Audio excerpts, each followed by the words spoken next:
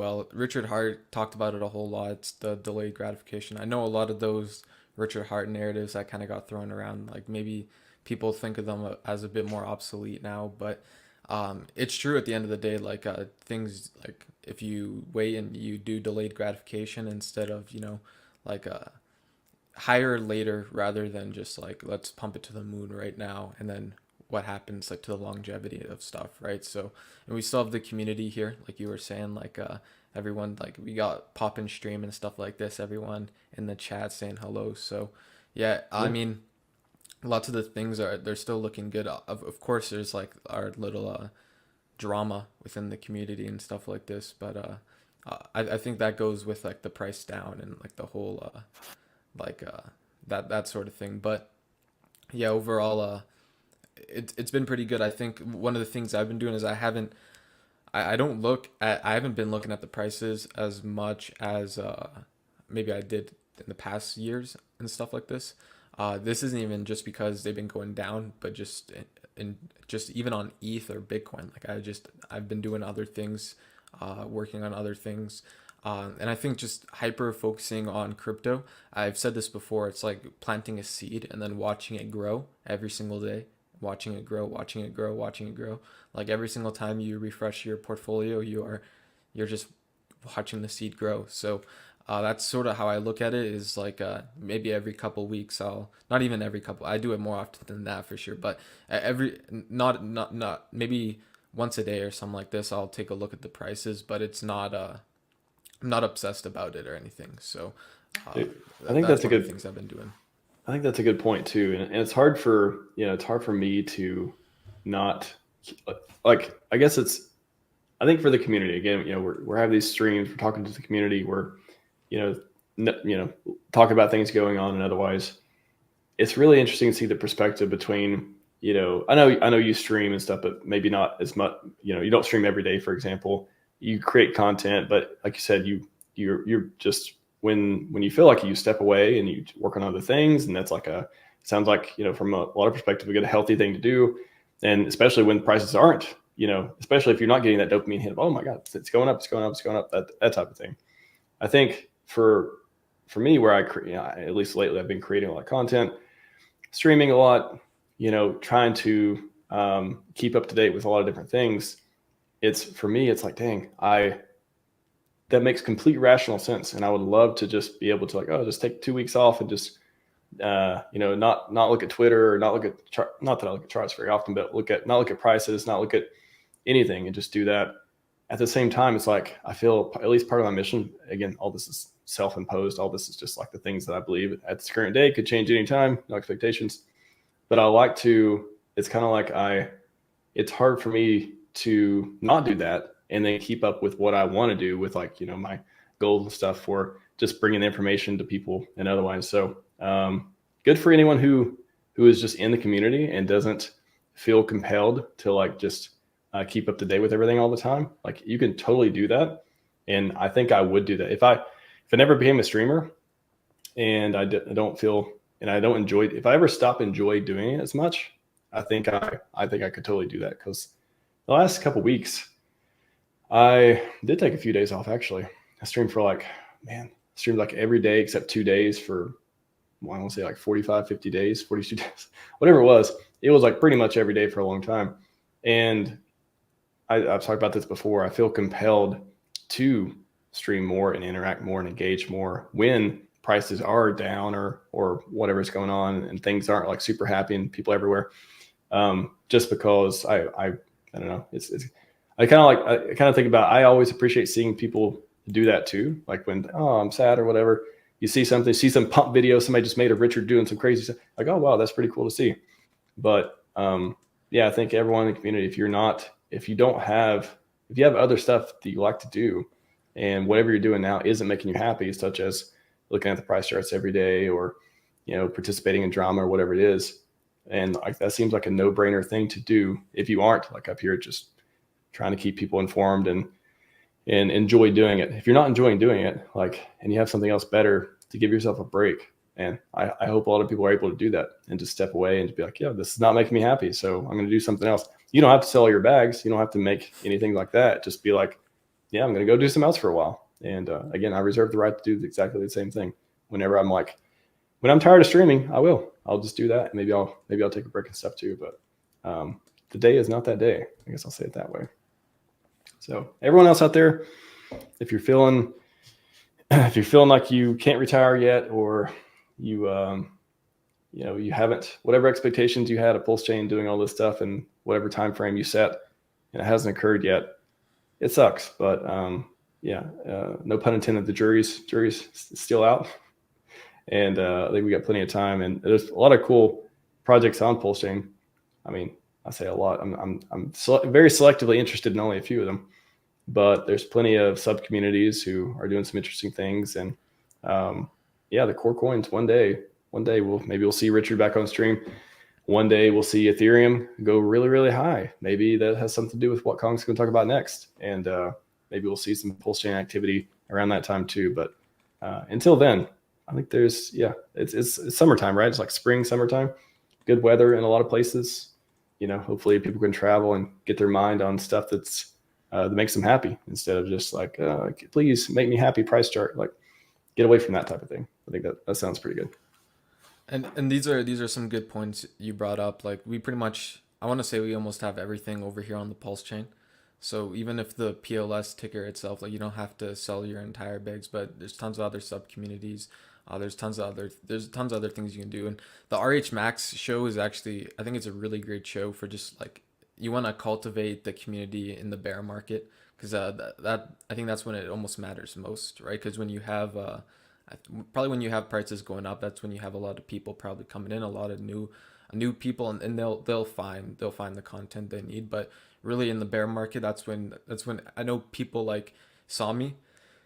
He probably helped out a lot of fellow Hexkins and PulseChain fellows through the bear market, just because of his content and how much of it he was putting out, and how informative it was, and just all the insights he had, and just like adding that twist, like the Sami humor to it, is pretty good as well. So definitely I think finding the right sort of the right frequencies to tune into, right? Like, you don't want to, you follow anyone you want on Twitter, but it might not be the best strategy to follow people who are purporting like negative signals out there, right? Maybe it's a better strategy to follow more positive people, but then again, like, it's your account, you do pretty much whatever you want, and it's like your bigs, you do whatever you want, and I think you get what you put out. So I think as long as you're sort of happy, and you're listening to, like, let's say good frequencies and good vibes and stuff like this, then I think I think your mindset will be a lot different than someone who's looking at the FUD articles at the very bottom of the PLS price chart, basically, because usually that's when you get the most amount of fear, uncertainty, and doubt. That's when all the narratives get created that, maybe new lows, maybe not new lows, but that's when these things get thrown out there, is pretty much when you're at the lows. So maybe try tuning into more positivity, and yeah. So that's sort of one thing I got to say on that as well. I think, and it's not about, for me, it's not about like just being an echo chamber of only following people who only post bullish stuff. Like, for me, it's about, I use Twitter for information. I did a poll earlier today about, why do you watch streams? Do you watch it to, for people to make you feel good, or are you looking for good information? And surprisingly, a lot of people were honest on there too. Maybe I'll pull it up in a bit, but a lot of people said watch for good information, but plenty of people just watch it for the feel good. Nothing wrong with that. You want to be entertained. You just want to relax or whatever. You're not really interested in what's going on. You're just kind of like, hey, I'd like to hear something good today, that sort of thing. But for me, the way I think about following people and consuming content, it's kind of like, I start with, I want to hear everything, but then I want to interpret it in the way that puts the pieces together for whatever I'm thinking about a certain topic. So that's why, people come on the show and stuff. If we talk about a certain coin or talk about a certain thing or whatever, I want to know, I want the objective. I want, like, the good, the bad, the ugly. I want you to tell me everything. I don't care if it's bullish or bearish or whatever. I want to know. And then I can take that and be like, okay, how much do I want to factor that in? How much do I want to put on that? do I want to make any moves to change or otherwise? But it's all I want to. It's like I want to start with. I want to hear everything, and then I'll kind of curate it in the way that makes the most sense for whatever I'm working on or whatever thesis I have, or whether I change my mind or not. But I want to hear it. But I have to balance that with, at the same time, if all I'm hearing is a lot of just like it's not good information and it's only negative, and it just keeps over and over and over. It's like, okay, I've already heard it. I know this part. Like it's kind of deteriorating the good information piece when everything just becomes this like onerous cycle of like, oh, okay, just more, sadness, more bad news, more whatever. That's when I'm like, okay, I just don't want to follow or don't want to hear or whatever it is. And then, so I guess the point with that is it's not about only, to me, it's not about only following people who say nice things. It's about following people who have good information, whether it is nice or not nice or whatever. And people are emotional sometimes. They're going to go off on tangents or say things or do things that you don't like or whatever. And there's plenty of buttons to help with that. Plenty of passive buttons too. You can you can mute for a while, unmute other times too. You can unfollow or unsubscribe and subscribe back. That's the cool thing about YouTube. It's like you can unsubscribe, but then when you want to see get an update on their content, you can just type in their name, go back to their channel. It'll probably show up on recommendations. So yeah, there's ways to keep in contact without constantly being hammered with like bullish stuff or hammered with bearish stuff. There's that balance that I try to find. Speaking of people who are very positive and everything, Wild SJ appears. How's it going, SJ?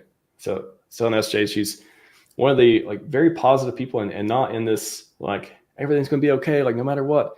I mean, it's going to, of course, like always this optimistic attitude, but just being, just being this like, not being able to say like, oh, everything's bad and like giving up, we shall give up and why are we still here type of thing. I don't know. Maybe that's part of, maybe she has part of her mission stuff too. I think being mission driven really helps with this whole thing. I keep reinforcing that. Like, I feel like if you just came here to make money over a certain period of time, then I think there's going to be more ups and downs than if you have some goal or some mission or something that you want to achieve. And then those ups and downs are just kind of natural. Like, okay, well, that's okay. Well, oh, that's good. Oh, well, that's okay. Oh, that's good. And then eventually, hopefully you get to where you're going. But I don't know. It feels like everyone in the community has their thing, whatever they're holding on to, whatever that's keeping them here. And it could be stronger or weaker, argument for even being in the community. And based on that and how much, FUD they want to take or tolerate or believe or otherwise, depends on how long they stay and that kind of thing, or, what they get into. So yes, community greater than gains. I think we can have both, but I think falling back to the community when the gains aren't there, I think it's been helpful for me. I remember, I don't remember if it was a crypto sloth tweeter, and it was one of his videos, but he said, if he wasn't in the PulseChain or Hex community, like which one would you go to? And he wasn't too sure. He didn't like. It's tough out there. Like you look at a lot of other communities, and like maybe XRP has a community there, but I don't know if it's the same as what we got going on over here. I think a lot of people, even in crypto, will admit that our community is definitely one of the top ones in all of crypto. So even Bitcoin's got a pretty decent community, but I think Richard's talked about it a lot. Like people will leave Bitcoin after they see the flaws and stuff like this. But it seems like a lot of people in Hex PulseChain they're sticking around, and it is interesting you brought up like what's keeping people here, because it might not always be the price going, let's say, up and to the right forever, right? Because we've had this brutal bear market, and I want to say majority that, at least that I know of our community is still intact here. A lot of the content creators, in fact, I think our community has been growing this entire time. So that's interesting. And that really makes you think like, what is keeping everyone here? Because probably not the same for absolutely everyone. And like you were saying too, Max, just having a mission or like some sort of goal and staying on that trajectory, even if there's like, let's say, volatility on the way, like you're still working towards that end goal or that end mission that you're working towards. So yeah, definitely. 5555s. That's what's keeping a lot Yeah, of people here. yeah, That it is a yeah, powerful, definitely.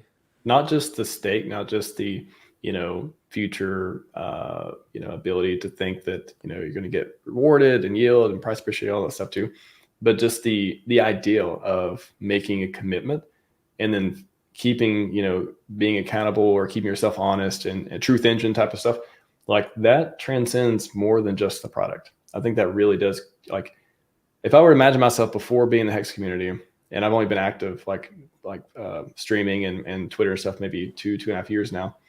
But before then, following Richard before Hex, it's 2017, all this stuff.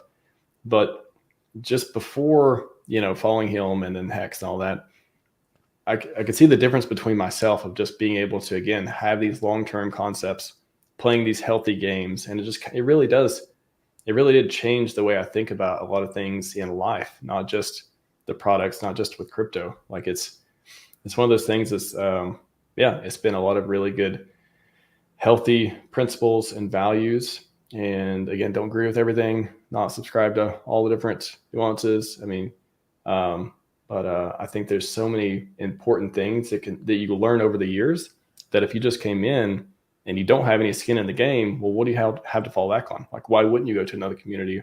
Or why wouldn't it be easy for you to leave? Or why wouldn't it be easy for you to get upset when things aren't going with whatever direction you wanted to go? But if you have something to fall back on, you have these principles, you have these mental models you've learned over the years, or you have the sense of community, really powerful sense of community, and you have this bright future that you believe is going to happen. I don't know. I think that's a sticky, right? The sticky things that are sticky, the game mechanics and stuff.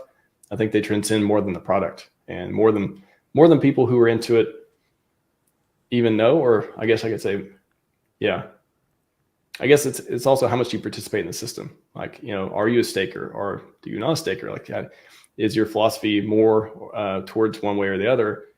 Maybe, even if you are part of the community, you don't have much skin in the game. So maybe you spend less time or energy, on Hex or otherwise, because you just don't have a lot of monetary gain you're going to get from it. So there's probably 100 different flavors of every person in the community out here.